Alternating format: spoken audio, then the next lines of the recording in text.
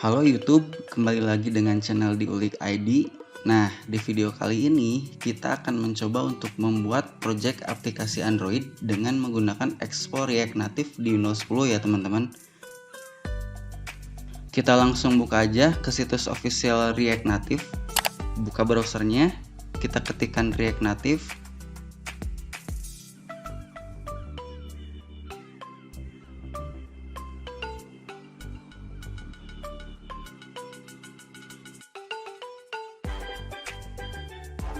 Dan hasil pencarian ada di paling atas. Kita buka ya. Kita klik button Get Started.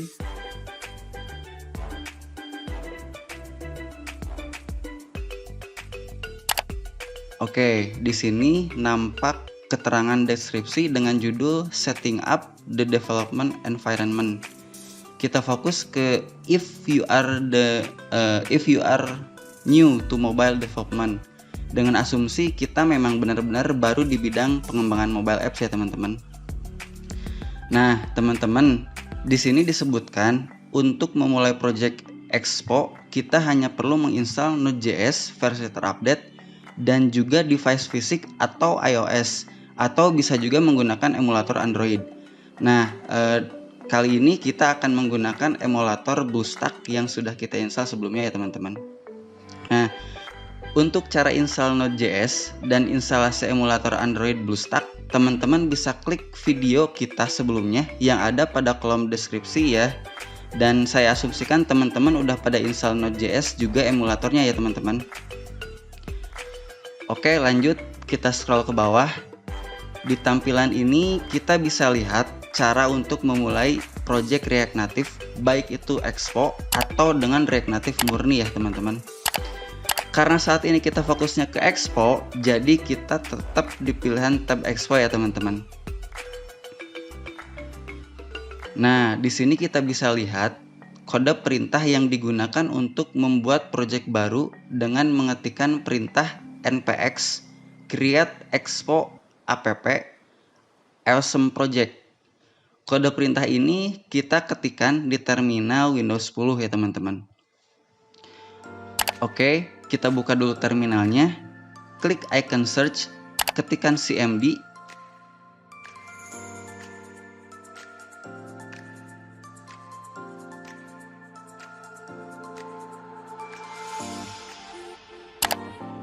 Oke, sudah muncul layar terminalnya.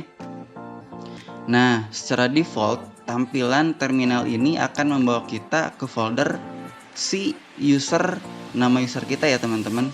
Di sini nama usernya update. Nah, di sini ketikkan cd garis miring untuk memindahkan lokasi folder ke rootnya drive C.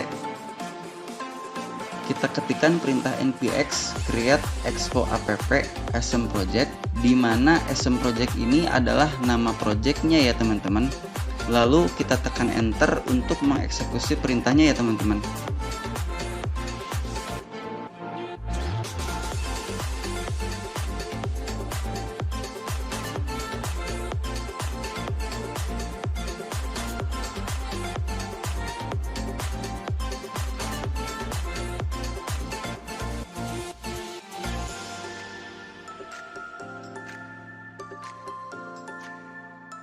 Oke, proses sudah dimulai. Oh iya teman-teman, saat proses berjalan seperti ini, pastikan koneksi internet yang sedang dipakai sama teman-teman dalam keadaan baik ya. Karena sistem sedang mengambil resource yang diperlukan untuk membuat sebuah project dari server Expo-nya. Kalau koneksi internet teman-teman jelek, kemungkinan prosesnya akan gagal. Oke, kita tunggu ya sampai prosesnya selesai ya teman-teman.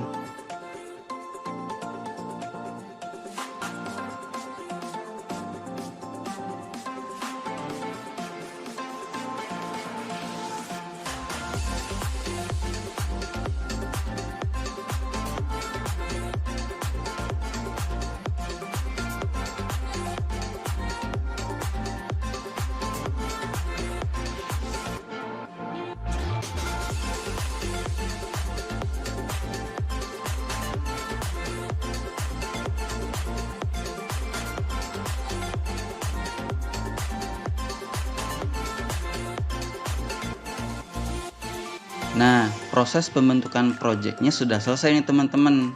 Kita ketik dir untuk memastikan apakah folder project dengan nama SM Project sudah terbentuk atau belum.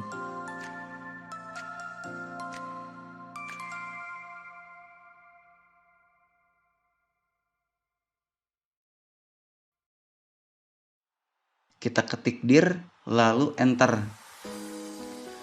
Sudah bisa dilihat ya teman-teman, di drive C ini sudah terbentuk folder baru dengan nama SM Project. Kita coba masuk ke dalam folder SM Project ini. Isinya ada apa aja?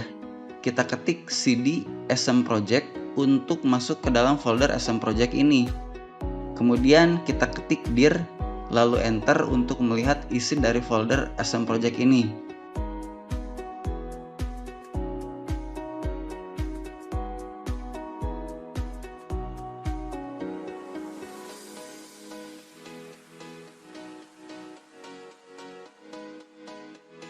Nah, bisa kita lihat ya teman-teman, di dalam folder SM Project ini terdapat beberapa file yang terbentuk setelah proses selesai. Kita coba lihat dan bandingkan juga di Windows Explorer ya teman-teman.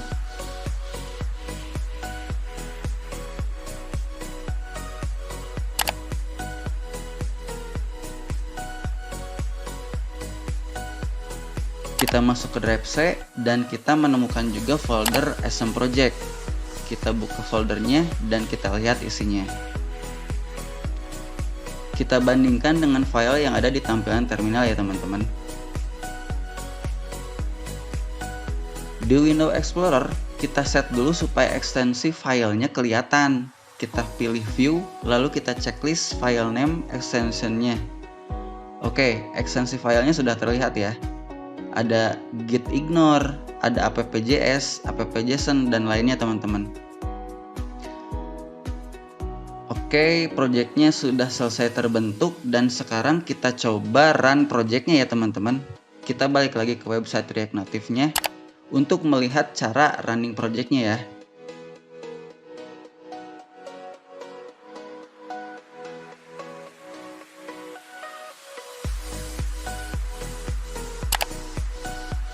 Nah, untuk running projectnya pakai perintah npx expo start ya teman-teman. Kita ketik perintahnya di dalam folder project SM, kemudian kita tekan enter. Nah, sudah mulai running nih teman-teman. Untuk saat ini kita akan running projectnya di emulator Android ya teman-teman. Kita buka dulu emulator BlueStack-nya.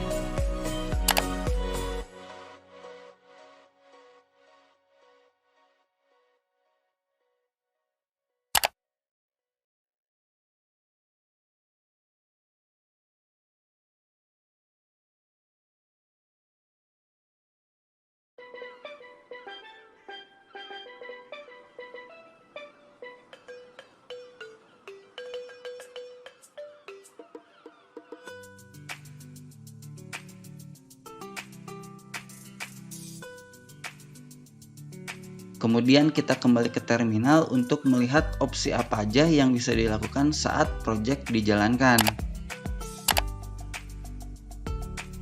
Kita pilih opsi yang press A untuk open Android ya teman-teman.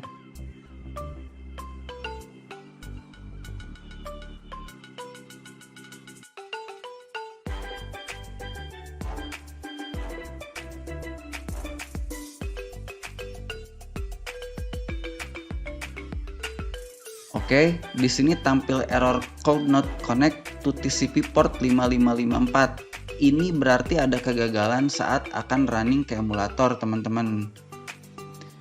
Kita lakukan stop runningnya dulu ya, teman-teman, dengan menekan Ctrl+C. Kita cek dulu device yang tersedia dengan mengetik adb device, lalu tekan enter. Nah, berdasarkan pengalaman, solusi untuk hal ini adalah kita harus lakukan kill server untuk service emulatornya terlebih dahulu, teman-teman. Di sini kita akan lakukan kill service emulator dulu ya, teman-teman. Kita close dulu emulatornya yang sedang berjalan. kita ketikkan adb kill server, lalu klik enter.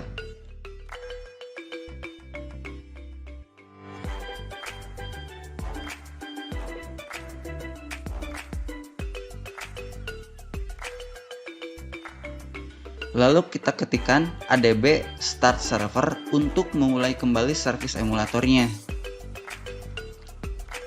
Oke, restart service sudah berhasil. Kita buka kembali emulator BoostTalk-nya teman-teman.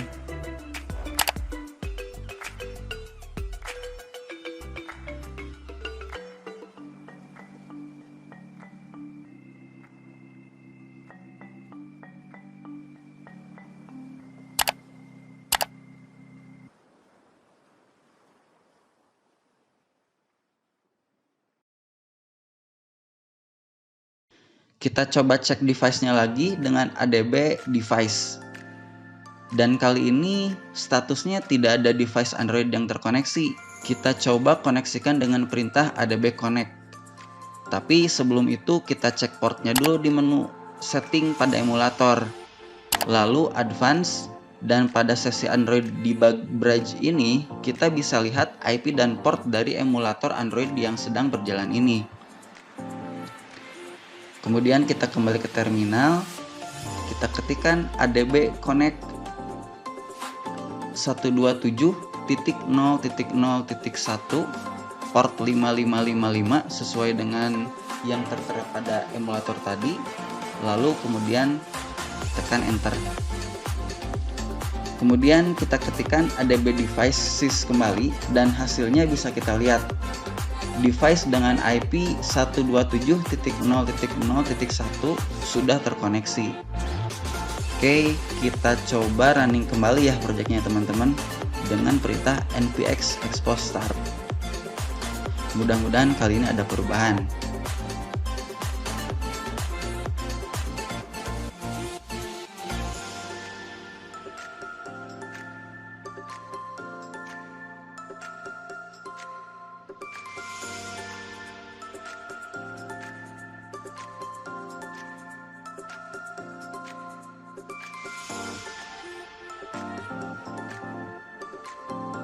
Kita tekan A untuk open Android, tapi di sini masih ada masalah ternyata teman-teman. Tapi masalahnya berbeda nih, yaitu Colton reverse port adb.exe. Saya coba ulangi lagi deh.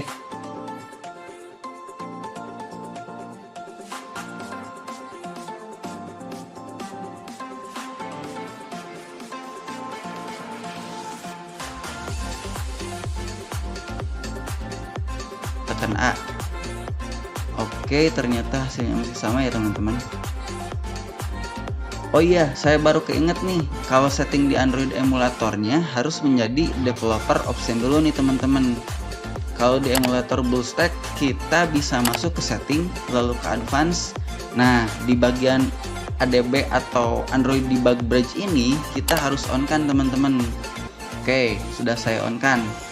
Kita save, lalu kita kembali ke terminal dan kita coba running lagi teman-teman.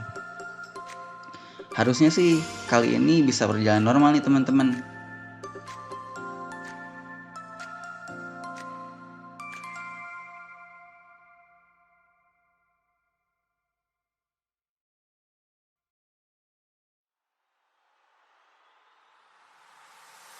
Nah, harusnya ini udah oke sih. Proses sedang mendownload aplikasi Xpogo teman-teman. Di sini kita tunggu dulu sampai prosesnya selesai di 100% ya teman-teman.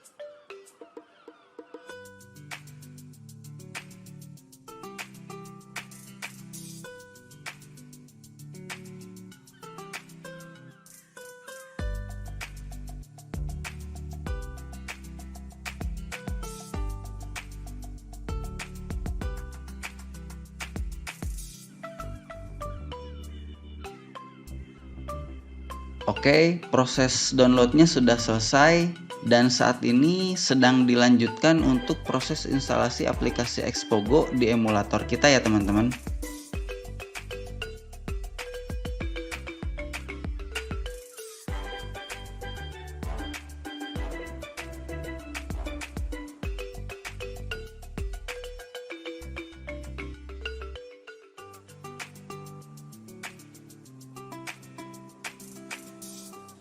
Instalasi Xpogo-nya sudah selesai nih ternyata teman-teman. Saat ini emulator sedang mencoba untuk running project kita teman-teman.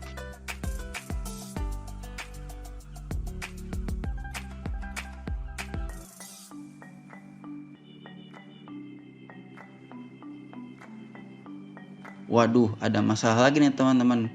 Kita coba relay dulu deh teman-teman.